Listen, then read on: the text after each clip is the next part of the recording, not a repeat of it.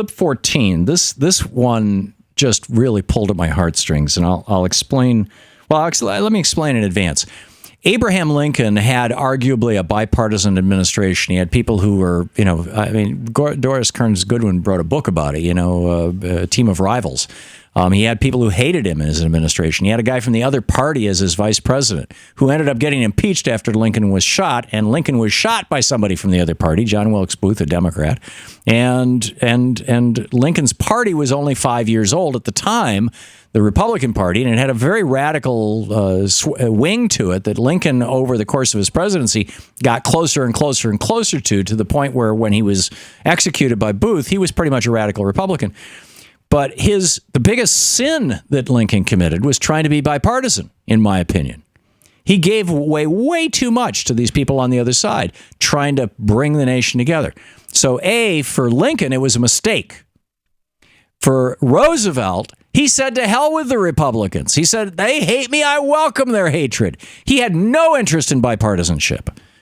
And then I hear this from President Obama. It makes me really sad. Too many Americans feel that way right now. It's one of the few regrets of my presidency that the rancor and suspicion between the parties has gotten worse instead of better. I have no doubt a president with the gifts of Lincoln or Roosevelt might have better bridged the divide. And I guarantee I'll keep trying to be better so long as I hold this office. This is what somebody needs to point out to President Lincoln, or President Obama, is that President Lincoln tried to bridge that divide, and he got shot for it.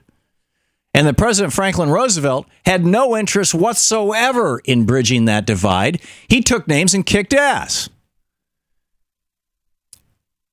I have been saying this for 7 years on this program, that President Obama, when he was in the Senate, read Doris Kearns Goodwin's book, Team of Rivals, and he's talked about this in some of these in-depth interviews that he was doing back in 2008 when he was running for president.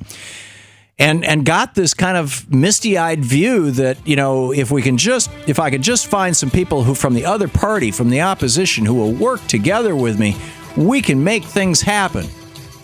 And it's a really sweet sentiment. But when you're dealing with a Republican Party that will meet the night that you're being inaugurated, will meet over at the Caucus Room restaurant and plan how to destroy your presidency and deny you. Mitch McConnell just yesterday, no more ambassadors. We're not going to, nobody. This is the Thom Hartmann Program. No more judges. These Republicans are playing total hardball. President Obama, you don't need to reach out to them. You need to kick them in the teeth. To watch more clips from our programs, hit the Watch More Videos button over here. And please be sure to hit the handy-dandy subscribe button so you'll always be up to date. Tag, you're it.